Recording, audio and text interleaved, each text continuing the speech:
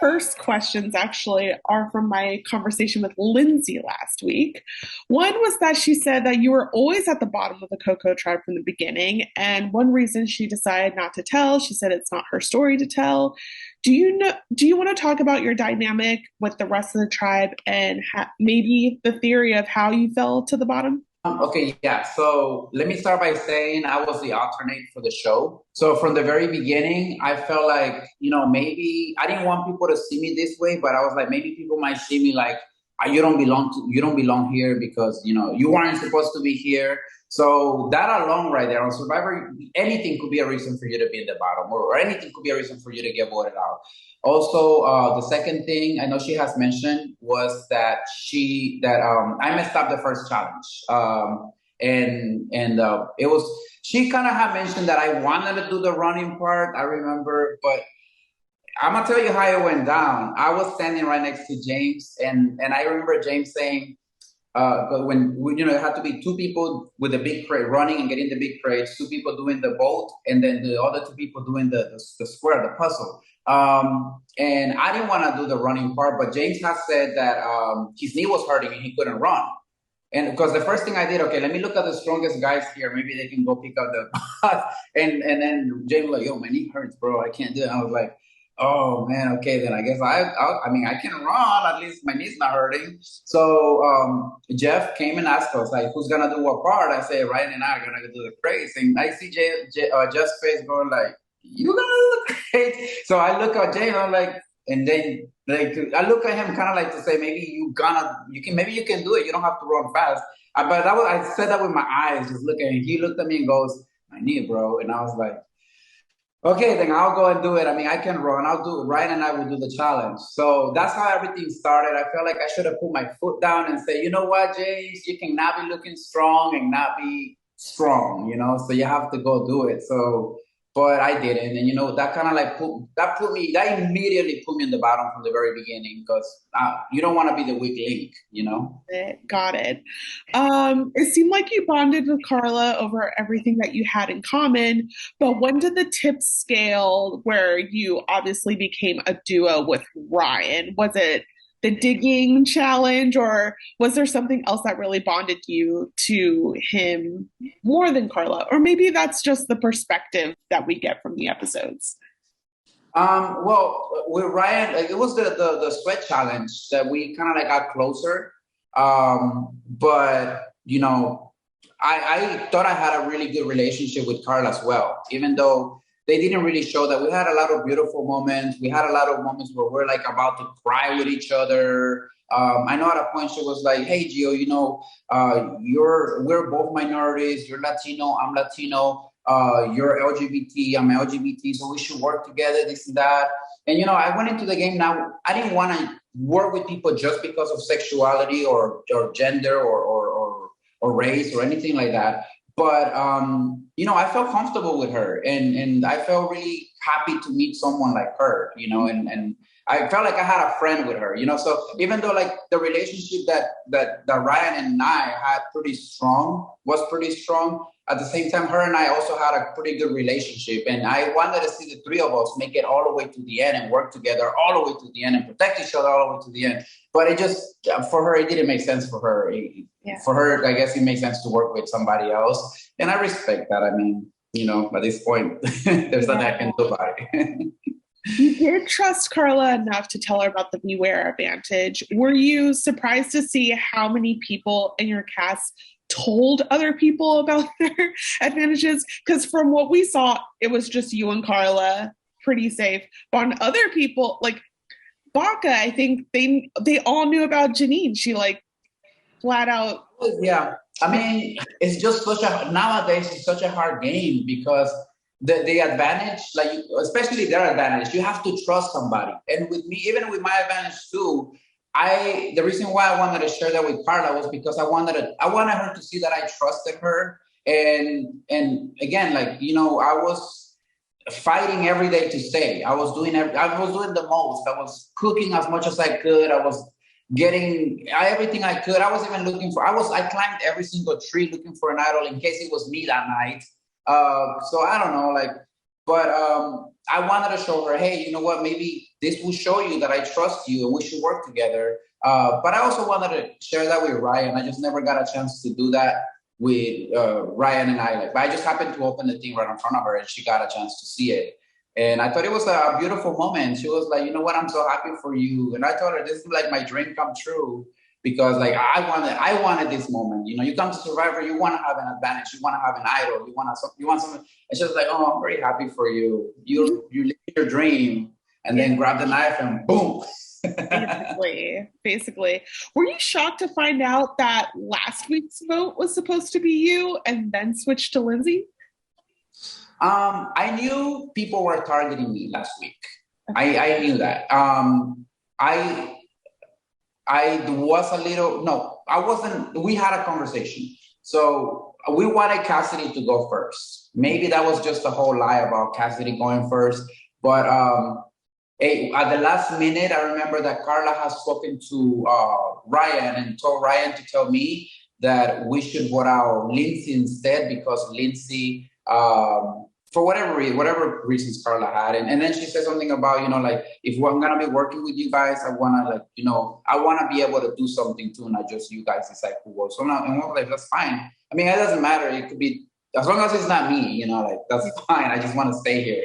So we ended up voting for Lindsay and putting one vote on Cassidy just in case something, were to happen or she played a shot in the dark. Like, at least I won't be the one going home because I knew I was going to get votes regardless, at least one. So, yeah. Yeah. You were very aware about your relationship with Cassidy being the more awkward one. Watching back, Cassidy describes you as sassy multiple times. Do you have any thoughts on that? Yeah, I mean, I don't know. Yeah, I listen, so many things were said that I didn't even know. I feel like if somebody had a problem with me being sassy, then you will come up to me and say, hey, we're adults, but at the same time, it's Survivor, we all have our own agendas, and maybe she didn't want to tell me, who knows? But I can tell you like what happened, because more than what you see, it's what happened. So I think everything kind of started when I was chopping yuca for everyone so we can all eat. And Cassidy had come up to me and she said something about you should chop the yuca in different shapes so that way we can feel like we're eating something different today because we feel like we're eating the same thing every day. And I was like, I'm tired. Like, I'm like, I've been looking for food. I'm under the sun.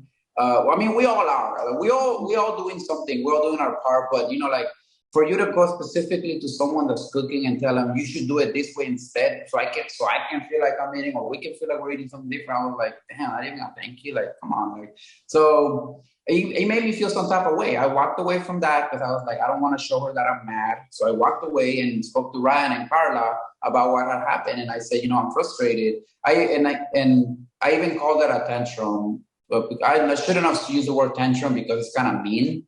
But I was like, she came for me and she was like, you should chop it in different shapes so we can feel like we're eating something different. I said, well, maybe, like maybe tomorrow you can cook if you want to cook. So that way, like, you can chop it the way you want to chop it. And then she said something about nobody listens to me. Nobody wants to this and that. And I feel like when women speak, they don't listen to women and this and that. And I was like, where did this come from? Like, I get it. Like, but I didn't understand where this attitude came from. So that kind of like bothered me. And I walked away. I was like, it's just like, just turn into a tantrum. I don't know where, like, nobody listens to me, this and that, this and that. And it did upset me a little bit. I mean, I got over it like the next day, but I shared that with Carla and Ryan, and then Carla went and told Cassidy everything that I said. And then Cassidy came and told me, saying, somebody told me that you were saying stuff about me. And I was like, okay, that somebody had to be Carla. And that's how I kind of found out that Carla was working with them. They didn't show up this whole entire thing, but I found out and I called her out for for playing both sides. So I was pretty aware. I was in the bottom. I knew something could happen. I knew I could possibly get backstabbed. But, sometimes, you're playing the game. You don't want to be too paranoid. And, like, you're hungry and you ignore certain things. Carla agreed you're playing a game where you thought you were running things and bossing people around. She said that in the episode.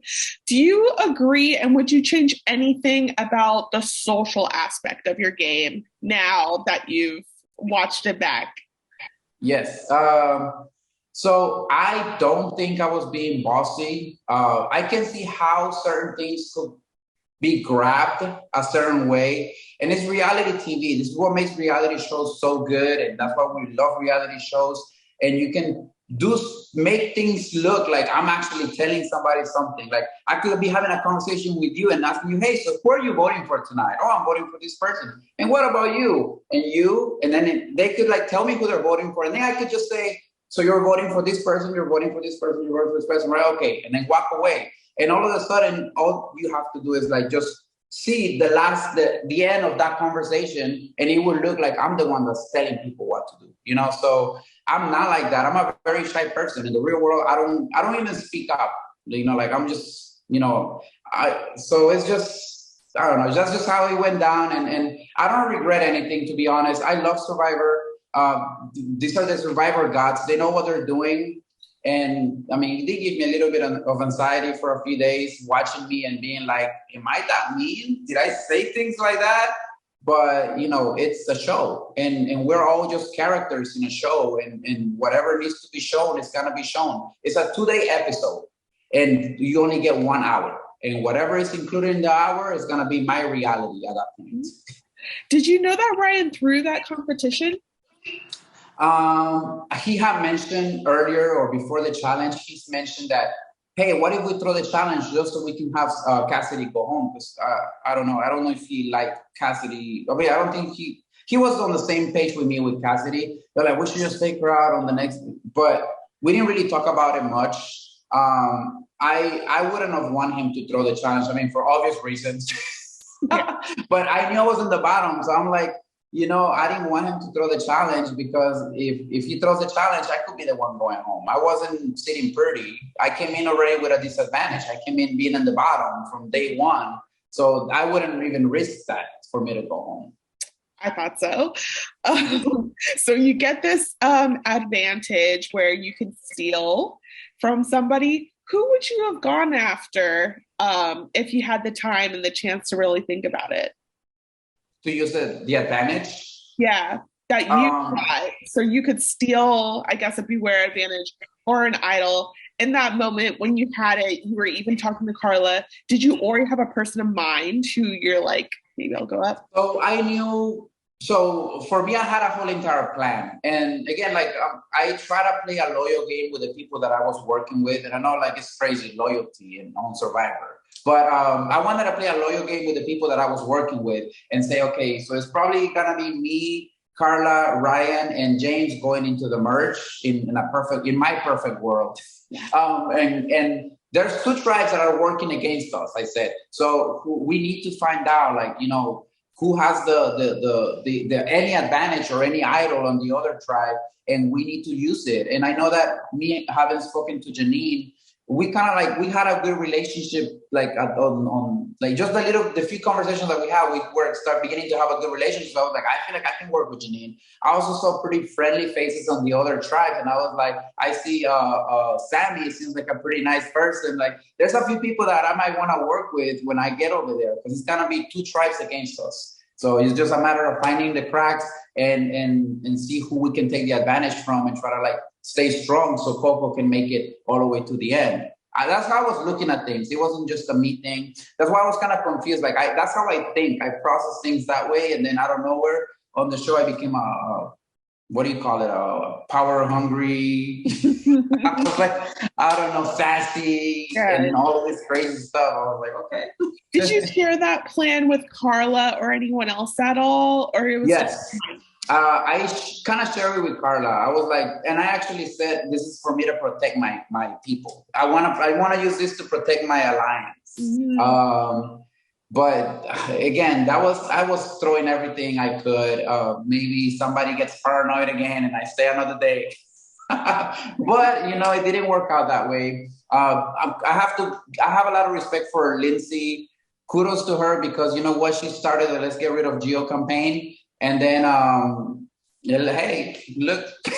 I mean, but I love her. She was so strategic. She was playing the game pretty good as well, and we all saw that.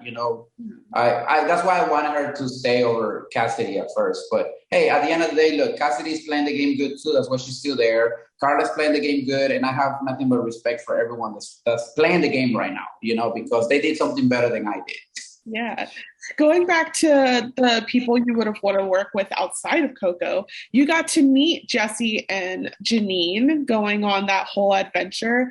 Do you feel like you were able to build anything there, or was it too much of everyone's? You were actually lying to them for the most part. Yeah, I know. I was, but you know what? I was lying because I wanted them to see that I was in the bottom. I wanted them to think that I was in the bottom, me thinking that I wasn't going home that night.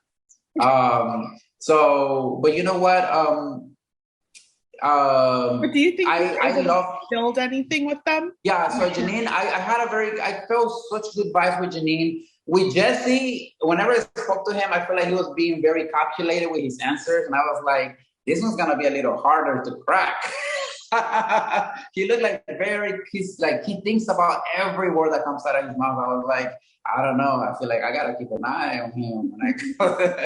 But with Janine, I don't know. Her and I, she was like, oh my gosh, you're the alternate. I was the alternate. I was like, I'm the smallest guy in my tribe. You're the smallest guy. I'm the smallest girl. So we already have so much in common. So we're like, perfect. We work together.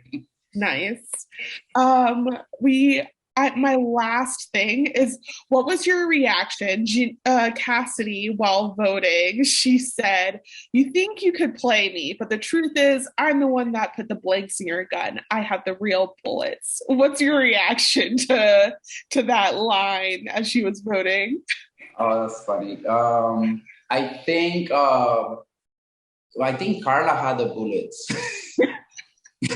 I think Carla had the bullets, and she's the one that manipulated a whole bunch of the situations on the show.